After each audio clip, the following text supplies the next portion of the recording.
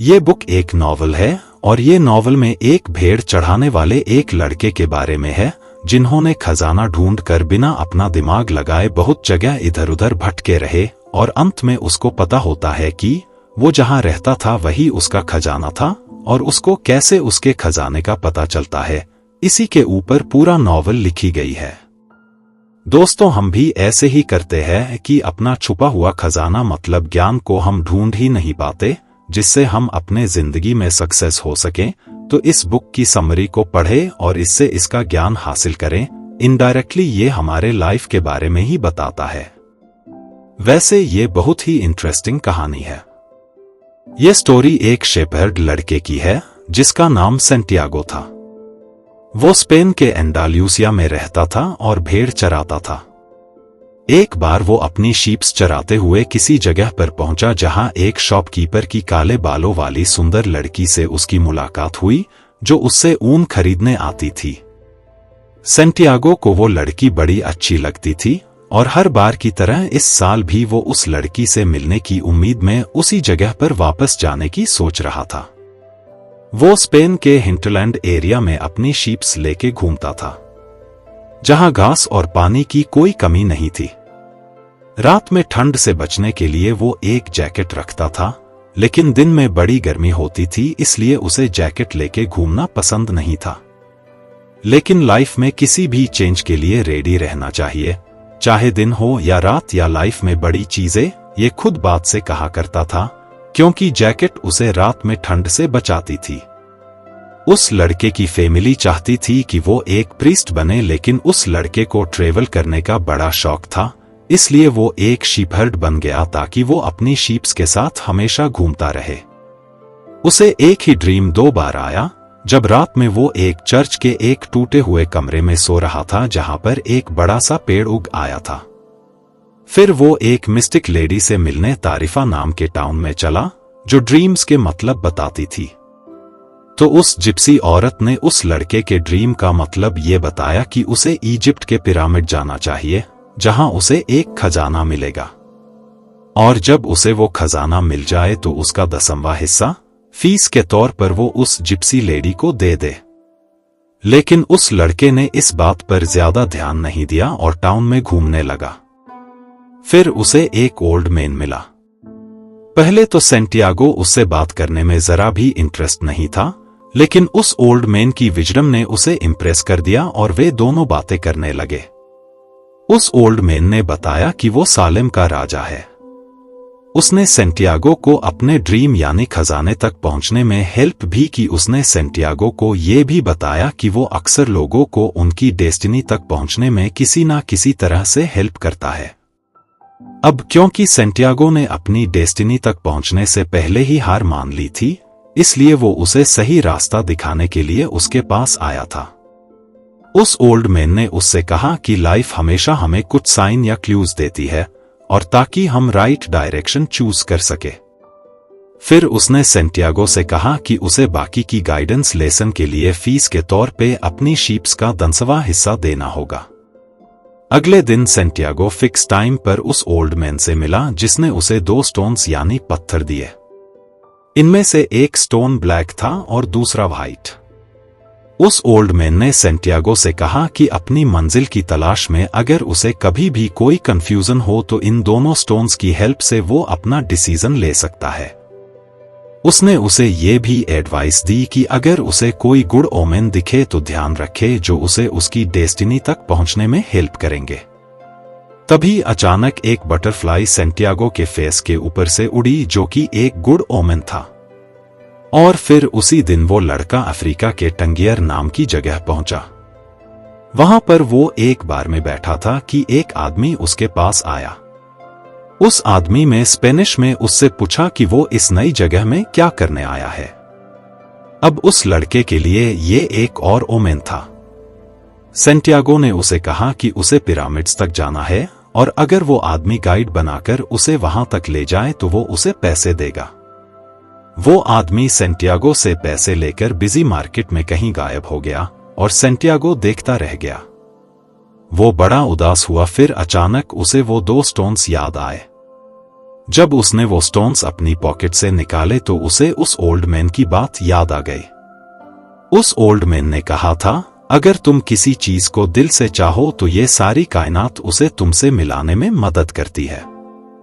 उन 2 स्टोन्स को देख के सैंटियागो को लगा कि जैसे वो ओल्ड मैन एक स्पिरिट की तरह उसके साथ है और उसे खजाने की खोज में आगे बढ़ने के लिए इंस्पायर कर रहा है।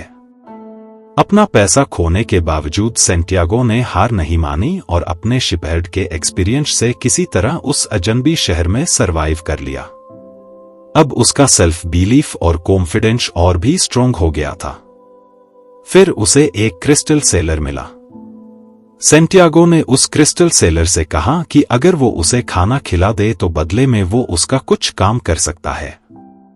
उस शॉपकीपर ने उसे लंच कराया और फिर उससे अपनी शॉप में रखी ग्लास की चीजें साफ करने को कहा।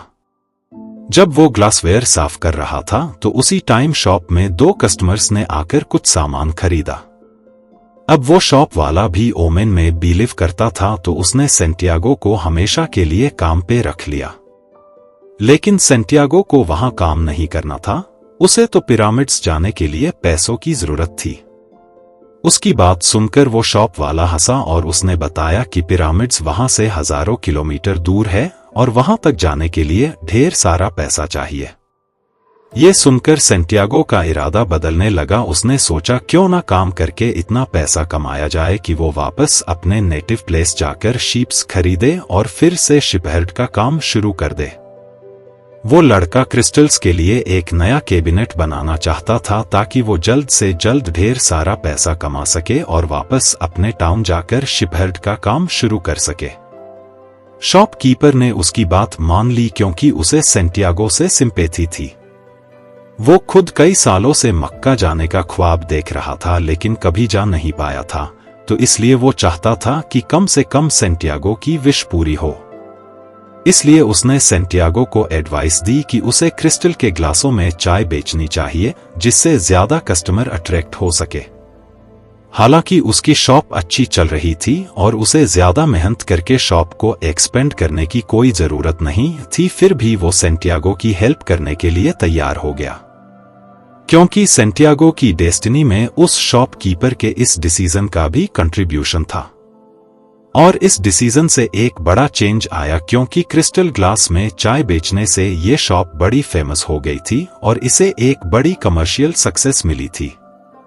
जब सैंटियागो के पास काफी पैसा जमा हो गया तो उसने अपने घर वापस जाने का डिसीजन लिया, लेकिन जाने से पहले वो शॉपकीपर से ब्लेसिंग्स लेना चाहता था। शॉपकीपर ने उसे ब्लेसिंग दी और साथ ही ये प्रेडिक्ट भी किया कि सैंटियागो वापस स्पेन नहीं जा पाएगा। सैंटियागो ने अपना सारा सामान समेटा और किंग के दिए 2 स्टोन्स भी अपनी पॉकेट में रख लिए। जैसे ही वो एंडालूसिया जाने के लिए तैयार हुआ कि तभी उसे एक ख्याल आया। जो कुछ भी अब तक उसके साथ हुआ था उसने उस सब के बारे में सोचा। उसे अचानक ख्याल आया कि वो जब चाहे अपने देश जाकर शीप शहर बन सकता है, लेकिन पिरामिड्स जाने का मौका उसे दोबारा नहीं मिलेगा। किंग के दिए उन 2 स्टोन्स को देखकर उसे ये ख्याल आया था। वो अपने डिसीजन पर गौर करने लगा। अब उसने अपना माइंड चेंज कर लिया था और पिरामिड्स जाने के लिए निकल पड़ा। वो एक वेयर हाउस पहुंचा जहां उसे एक इंग्लिशमैन मिला जो काफी बातों में सैंटियागो की तरह था। वो आदमी उन 2 स्टोन्स को भी पहचानता था जो सैंटियागो के पास थे। ये और ओमेन था सैंटियागो के लिए। फिर वे दोनों इजिप्ट जाने वाले एक कारवा के साथ साथ चलने लगे जिसका सरदार एक दाढ़ी वाला आदमी था। वो कारवा एक रेगिस्तान से गुजर रहा था। कारवा में पहले तो काफी चहल पहल हो रही थी, लेकिन फिर सब चुपचाप चलने लगे। जर्नी के दौरान सैंटियागो की अपने ऊंट चलाने वाले से दोस्ती हो गई और दोनों अपनी अपनी लाइफ के बारे में एक दूसरे को बताने लगे। दोनों को एक फिलोसफिकल ट्रूथ का एहसास हुआ। उन्हें फील हुआ कि जैसे डेस्टिनी ने हर चीज पहले से प्लान कर रखी है, क्योंकि लाइफ में हर एक चीज किसी दूसरी चीज से जुड़ी हुई है। जर्नी के बीच बीच में उन्हें बेडुइन्स भी मिल जाते थे जो कि डेजर्ट के मिस्टीरियस प्रोटेक्टर ट्राइब थे। वे उन्हें डेजर्ट के डाकुओं और आने वाले खतरों के बारे में अलार्म करके फिर से गायब हो जाते थे। एक बार तो उन्हें ये भी इंफॉर्मेशन मिली कि ट्राइबल्स के बीच में वार होने वाली है, जिसे सुनकर सारे लोग डर गए थे, लेकिन वापस लौटना अब पॉसिबल नहीं था।